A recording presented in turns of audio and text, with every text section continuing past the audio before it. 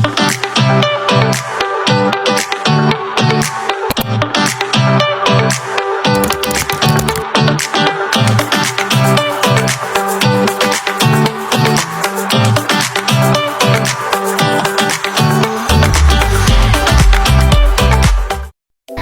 semuanya, di video kali ini kita mengajak kalian buat cari tahu apa itu transformasi geometri dan beberapa jenisnya. Transformasi geometri adalah perubahan posisi dan ukuran suatu benda atau objek pada bidang geometri seperti garis, titik, maupun kurva. Oleh karena berkaitan dengan garis dan titik, maka transformasi geometri ini bisa dituliskan dalam bentuk koordinat kartesius maupun matriks. Contoh transformasi geometri dalam kehidupan sehari-hari adalah saat kamu bercermin dan bayanganmu terlihat jelas pada cermin tersebut. Transformasi geometri dibagi menjadi 4 jenis, yaitu translasi, refleksi, rotasi, dan dilatasi. Translasi adalah perpindahan posisi suatu objek. Jika dinyatakan dalam koordinat kartesius, translasi merupakan perpindahan titik-titik koordinat suatu objek ke arah dan jarak tertentu. Pada peristiwa translasi ini, ukuran objek tidak mengalami perubahan. Jika titik P memiliki koordinat x, y ditranslasikan sejauh a, b, akan dihasilkan titik P action dengan koordinat x action, y action. Secara matematis, koordinat akhir pada proses translasi dinyatakan sebagai berikut.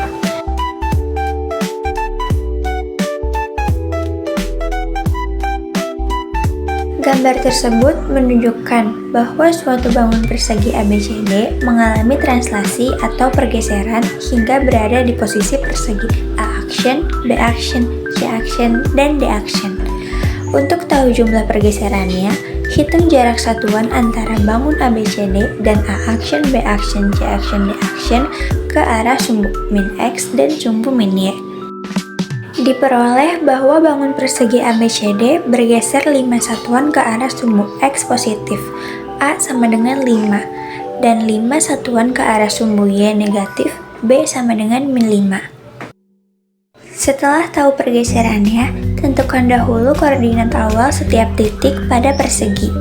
Koordinat A sama dengan min 3,4, koordinat B sama dengan min 1,4, koordinat C min 3,2, dan koordinat D min 1,2. Terakhir, tentukan koordinat akhir persegi tersebut menggunakan persamaan translasi. Maka dari itu, hasil persamaan translasinya adalah jeng jeng jeng. Refleksi atau pencerminan adalah perpindahan titik suatu objek pada bidang sesuai dengan sifat perbentukan bayangan pada cermin datar. Pada prinsipnya, refleksi hampir sama dengan translasi, yaitu pergeseran. Hanya saja pada refleksi memiliki sifat-sifat tertentu sedemikian sehingga posisi akhir objeknya merupakan hasil pencerminan objek awalnya. Refleksi terhadap sumbu X. Jika direfleksikan terhadap sumbu X, maka koordinat Y aksen merupakan lawan dari koordinat Y dengan koordinat X tetap. Secara matematis dinyatakan sebagai berikut. Refleksi terhadap sumbu Y.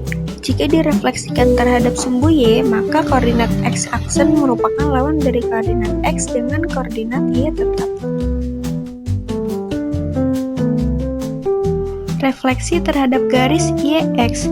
Jika suatu titik P dengan koordinat XY direfleksikan terhadap garis YX, akan dihasilkan koordinat P aksen YX. Refleksi terhadap garis XH. Jika titik P dengan koordinat XY direfleksikan terhadap garis XH, akan dihasilkan koordinat P aksen 2H XY.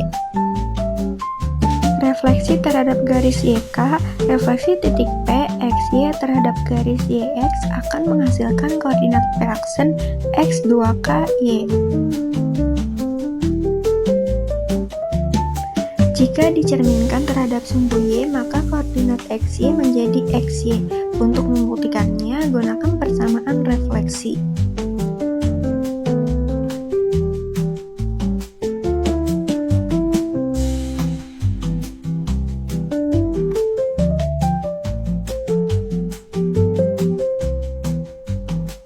Rotasi.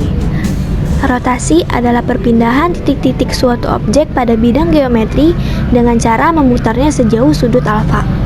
Oleh karena rotasi termasuk perpindahan, maka arah rotasi mempengaruhi tanda sudutnya. Jika arah rotasi searah dengan putaran jarum jam, maka sudutnya bertanda negatif. Rotasi terhadap titik pusat 0,0. Gambar tersebut menunjukkan bahwa titik K dirotasi sejauh A melalui titik pusat 0,0 hingga berada di posisi K aksen. Jika titik M berada di koordinat 4,-2, lalu titik tersebut dirotasi berlawanan dengan arah putaran jarum jam sejauh 90 derajat terhadap titik pusat 0,0, tentukan letak bayangannya. Titik M dirotasi sejauh 90 derajat berlawanan dengan arah putaran jarum jam terhadap titik pusat 0,0. Koordinat bayangannya bisa kamu tentukan dengan persamaan berikut.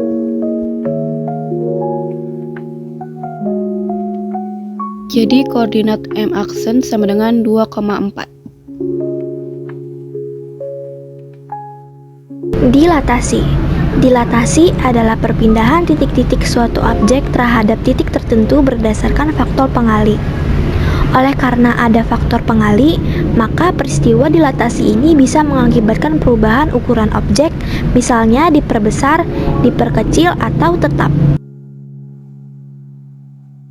Jika suatu titik M, XY mengalami dilatasi terhadap titik pusat 0,0 dengan faktor pengali K, maka akan dihasilkan koordinat M aksen, X aksen, titik Y aksen. Jika bangunan tersebut didilatasi terhadap titik pusat 0,0 dan faktor pengali -2, tentukan hasil bayangannya. Mula-mula, tentukan dahulu koordinat akhir setiap titik pada bangun setelah didilatasi.